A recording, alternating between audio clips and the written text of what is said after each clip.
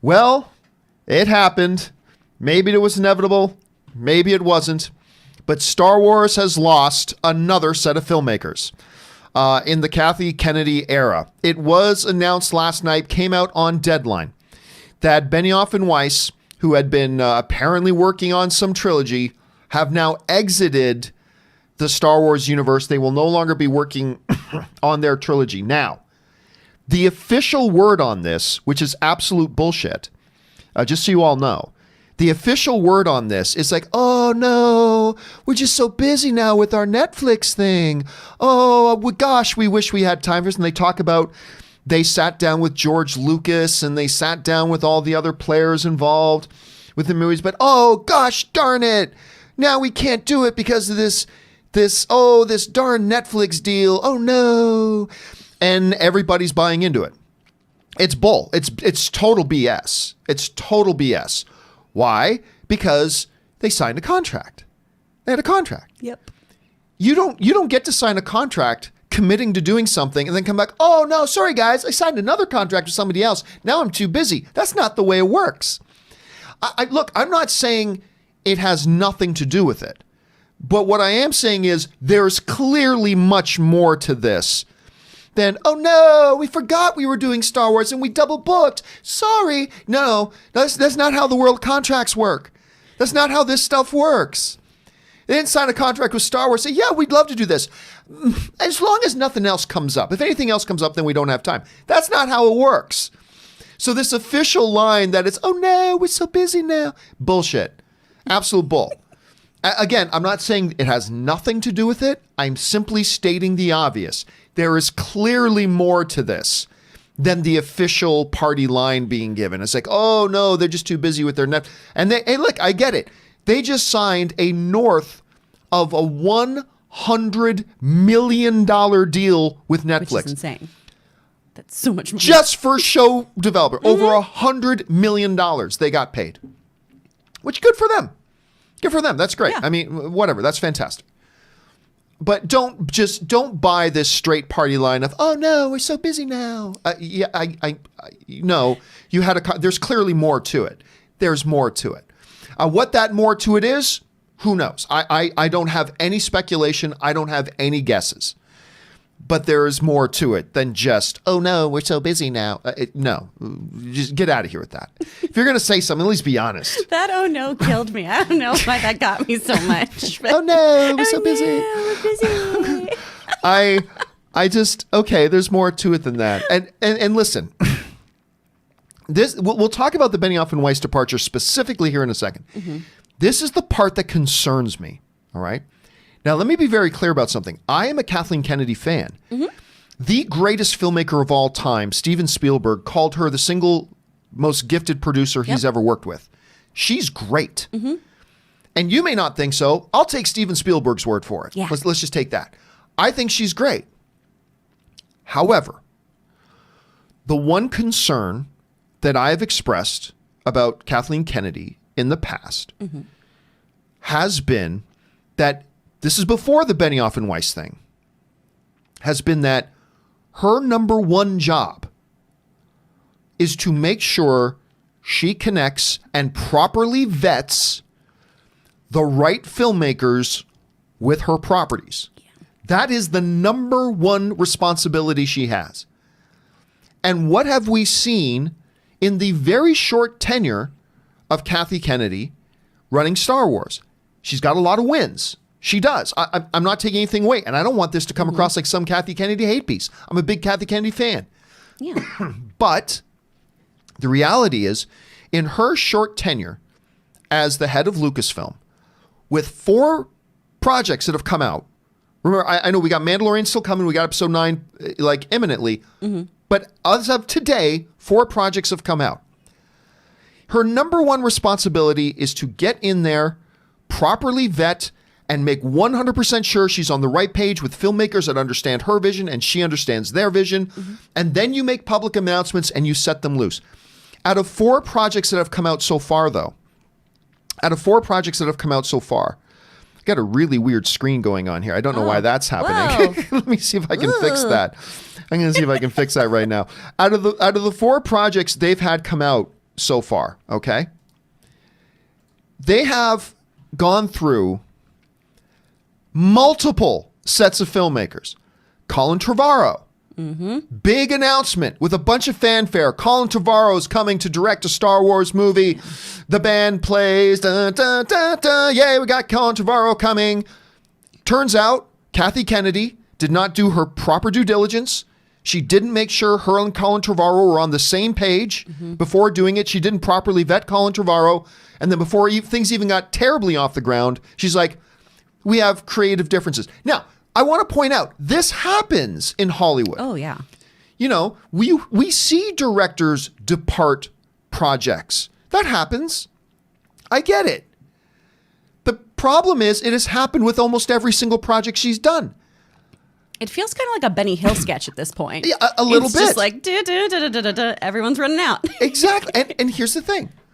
Again, it points to, if you had to depart Colin Trevorrow off that quickly, the only explanation is you did not properly make 100% sure that he was the right filmmaker for this position. You didn't properly vet him. You didn't properly go through the paces with him. You didn't spend enough time with him. You didn't have the right discussions with him, because it wasn't until after you make the big announcement that then you say, oh, now we've got creative differences. Well, why didn't you figure that out before you hired him? Why didn't you? Now, again, that happens, but it's happened again and again and again. Then, of course, there's the famous situation with Lord and Miller with Solo. Now, look, you could make an argument that the situation with Lord and Miller on Solo wasn't so much Kathleen Kennedy's fault, because Lord and Miller, and I love Lord and Miller. Everybody knows I love Lord and Miller. Yeah. But to be fair, Lord and Miller hijacked Solo, and they agreed with Lawrence Kasdan and Kathleen Kennedy, this is the movie we're making. And then they snuck off behind their backs and started making a completely different movie. Oh, so I get it. Okay. Yeah. But it's still Kathy Kennedy's responsibility to make sure her and these guys were 100% on the same page. Oh, yeah. Properly vet them, understand if this is going to be a problem. Are you going to fulfill the movie that we all agree we're going to make? Or are you going to go rogue and just hijack the movie and start making something completely different that none of us agreed to? I liken it unto this. Imagine you're a homeowner and you hire an interior decorator, and you sit down with the interior decorator and say, okay, I want some sort of shade of blue wall and a really magnificent dining table centerpiece. And then other than that, like whatever your creative vision is, just but build around that. Then you walk into your house, the walls are painted plaid, and instead of a dining room table, you have counter shelving like diner style around the outside walls. He's like, this is not what we said we were going to do. I know, but it was my artistic vision. Fuck your artistic vision. We agreed what we were going to do. So I get that, but still, Kathy Kennedy needed to understand and know if they were completely on the same page or not, and clearly they weren't. Then there was the Josh Trank situation, which was a very unique situation. Josh Trank coming off of Chronicle, which was magnificent. And I can't wait to see his new movie with Tom Hardy, Fonzo. I can't wait to see that. I'm dying to see that. But again, there was a situation with Josh Trank that Kathy Kennedy didn't feel comfortable moving forward. Again, I want to ask, how come you didn't vet that before you hired him? Then, on a movie that did happen, there was the Gareth Edwards situation with Rogue One. And I love Rogue One, by the way. It's my second favorite of the new Star Wars movies. I love Rogue One. But you can't ignore all the stories came out that they had a lot of problems and differing visions. And they had to start, I think they had to bring in Tony Gilroy at some point to redo a lot of stuff, blah, blah, blah. Because once again, Kathy Kennedy did not ensure that she was on the same creative page with the director she brought in. And now we come to Benioff and Weiss. Why didn't you, again, this whole, oh no, we're so busy with Netflix, bullshit. You had a contract. Clearly there's something else at play here. But whatever that something else is, why didn't Kathy Kennedy uncover that, understand that, identify that before doing all this stuff, to the point that now we're however long into it? Just a couple of months ago, Bob Iger made the announcement. The new Star Wars dates are Benioff and Weiss. Yeah. Well, so clearly something happened between when Bob Iger made those comments and now. Kathy Kennedy has once again, in a universe where only 4 movies have come out now, on 5 different occasions, has gone through this turmoil. And again, I don't, at the risk of you getting sick hearing me repeat it, I feel like I need to. I am a Kathy Kennedy fan. I'm a Kathy Kennedy fan. But being a Kathy Kennedy fan does not mean I put on blinders and stick my head in the sand. Yeah. This is a problem when you're the head of a studio. Can you imagine if for every 8 movies Kevin Feige put out in the MCU, he went through 9 different sets of filmmakers? Of course not. Yeah. It happened one time with Edgar Wright, but that took place over the course of 5 years. And they were still on very good terms. And they made, okay, so that happened. But for the most part, you don't see this type of this ratio of turnover in something like the MCU. And this is a problem. Now, let's get over and talk about Benioff and Weiss just for a second. Sure. There are some people today, and I get there are people who did not like the final season of Game of Thrones. I get that. That's fine. I've got some people I love and respect that didn't like the final season of Game of Thrones. I personally thought it was fantastic because I told everybody she was a psycho and was going to turn bad, but nobody listened to me for years. And then when it finally happened, they all went, "Oh, that came out of nowhere." I'm like, screw you. I've been telling you for 4 years this is where it was heading. But anyway, be that as may, love, hate, whatever. But love or hate Benioff and Weiss, the reality is this. These guys created and show ran the most iconic and popular television series, certainly the biggest pop cultural influence ever television series in the history of the medium. So much so that the Writers Guild of America, the WGA, these are the people who write all your favorite TV shows, 9 times they gave Benioff and Weiss nominations at the WGA. They are incredibly well respected amongst their peers. You can think whatever you want to think about them, and that's totally fair and fine. But their peers, the other writers, the WGA, respect them and their work so much they nominated them 9 different times. And let's look at the Academy Awards of television, the Emmys. This is the history that Benioff and Weiss brought to their series. Their television series that they show ran and created set the record for the most Emmy wins in history. I believe it beats the old record by like 15 or 20. It's crazy. 59 Emmy Awards. That's a record that will never be touched. I'm just going to tell you right now, never in my lifetime, now watch it happens next year, never in my lifetime will this record ever be touched. 59 wins. Nominated for Best Series for every single year they put that series out. 8 times nominated for Best Series. It won Best Series at the Emmys 4 times. In 2015, 16, 18, and the final season, most recently, 2019, won Best Series. The 2 of them individually won for Best Writing for a Television Series twice. They were honored with that. And in this latest season, they set the all-time record for most nominations by a single show in a year with 32 nominations at the Emmy Awards. This is all on top of the 9 nominations they got from the WGA. The writers know who good writers are. And the WGA 9 times nominated Benioff and Weiss.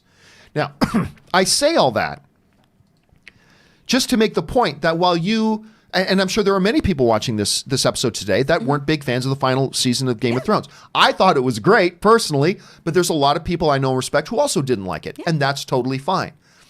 But don't let your dislike of the final season cloud the facts that these guys amongst the industry and the professionals in the industry are 2 of the most honored and decorated in the history of the medium for one show. So much so that Netflix came along, signed them to a 9-figure deal. There are some people who are going to be pleased today that these guys are no longer on Star Wars. And that's fair. That's fair. We can all have our opinion about that. Nothing wrong with that. But the fact is, it is the guys who won all this stuff right here, all that stuff that the Writers Guild nominated 9 times, that created the most iconic memorable television series in history. And by the way, there are some people who are going to say, Well, it's only because they were based off JR's books. really? If that was the case, then every great book that's been transformed into a television series or movie has been a huge pop cultural hit, right? Oh, they haven't? Well, there you go. What these guys accomplished is never going to be matched. And it's these guys that Kathy Kennedy has just lost. Mm-hmm. She just lost them. And it would be fine if it was an isolated incident, but it's not an isolated incident. And when you create this kind of chaos behind the scenes, mm-hmm. it will inevitably, in one way, shape, or form, leak out and run over into on the screen. Chaos will start to become evident. Some people will make an argument that it's already been quite evident. Now, again, I don't want to take away from, let me reemphasize, Kathy's also had some big, big wins. I mean, Star Wars The Force Awakens is the number one, not Avengers Endgame. Star Wars The Force Awakens domestically is the number one box office film of all time. Endgame is worldwide, which is the more important one, but still, domestically, no film in history has ever done more. She's got two of her Star Wars films in the top 5 opening box office films of all time, in The Force Awakens and The Last Jedi. Mm-hmm. She paired John Favreau with Dave Filoni to bring us The Mandalorian. That was under her watch. Mm-hmm. I'll give her that win. Even though I haven't seen the series yet, I'll give her that win. She did bring on I like JJ's Star Wars movie, the first one. I loved it. I love The Force Awakens. I can't wait to see what it does. She's got some wins. Yeah. Absolutely she does. But this is I think, an important thing that too many people are just going to gloss over and not even think about. And you know, a couple of people have already said to me this morning and wrote to me this morning and said, well, you know, John, she's got this great ability to cut losses and adapt to a difficult situation, make changes, and move on from that. Mm-hmm. Yes, absolutely. But it's a little bit concerning that she's even in the position that she needs to cut losses and adapt and change things almost every single time. That's concerning. Mm-hmm. So it troubles me as somebody who is a self-professed big fan of Kathy Kennedy. Yeah. I've liked the movies they've put out, all that kind of stuff, but this is not the type of thing you want in the head of your studio. Oh, exactly. So I don't know. You're sitting back and you see all of this, Chris. Mm-hmm. What's your 2 cents on this? I mean, it definitely does seem like there's a vetting issue happening here. You know, to do this job, you guys, John and I had so many meetings to make sure I wasn't a lunatic who'd go on some kind of horrible racist rant or something on his show. I mean, and that's for this. So you really have to properly vet. What I've seen a lot in the comments and what I've seen other people talking about too is if this was a choice from the guys to not be involved in another toxic fan base. And that seems like a little hinky to me that they would back out of something because they're upset another group of fans could possibly be upset with them. I'm reminded of what our good friend Robert always says, it's show business, not show friends. I don't think, you know, this team of accomplished, awarded writers would really be super concerned with hurting some fanboys' feelings or fangirls' feelings if they went in a different route with Star Wars. They survived the final season of Game of Thrones, whether or not you liked it. I was one of the people who wasn't crazy about it, and I still don't think that subtracts from any of the stuff they've done. I just wasn't super happy with the way things went. We all knew it was going to happen. I just wanted to execute it differently. But it does feel weird that this keeps happening. And I also like Kathleen Kennedy, and I feel like a lot of the people who don't like her need to re-examine why they don't like her. Some of you in the comments, maybe it's because she's a woman. I don't know. Maybe think about that. But she's done a really solid job for the most part. She's done really, really great work. Again, Spielberg is a really big fan of what she's done and thinks she is one of the best producers around, if not the best. But it is odd we still keep people having these directors kind of wiggle in and out of everywhere. That does give me a little bit of pause. And again, to me, it's the number one responsibility she has. And again, look, we seem to have, there's a win in that area with John Favreau. You know, John Favreau came to her with an idea as she gets like 20 ideas pitched to her every week. Favreau came in, gave her a pitch. Full credit to her. She saw the vision that he had for it. She knew, you know what, we'll make this even better if I pair you with Dave Filoni and you guys do a little bit of work together on this series. Hey, full credit there. I mean, if I'm going to criticize her for all these other botched things, I'm going to give her full credit for this. Absolutely. And, you know, John Favreau got on stage at D23 and gushed about Kath. And so, hey, full credit for that, absolutely. Clearly, she has a great relationship with J.J. Abrams. She's been able to work with him. So there are wins. There are victories here as well. I just get really concerned when I see this type of turmoil. It tells me, if in sports terminology, when you see all this turmoil in the organization, you got to look at the GM and say, what's going on? Can you control this ship? And right now I'm wondering if she can, or if she should just go back to doing what she is one of the best in the world at, which is just straight up working with great filmmakers and producing those movies. I don't know. We'll have to see. Question here is, guys, what do you think about all this at this point? Do you think, John, there's no problem here, no big deal? Do you think, yeah, this is a big deal? I want to know your thoughts. You don't need to agree with me on it. I'm just laying out why I feel the way I feel. Jump down to the comments section below and let me know your thoughts.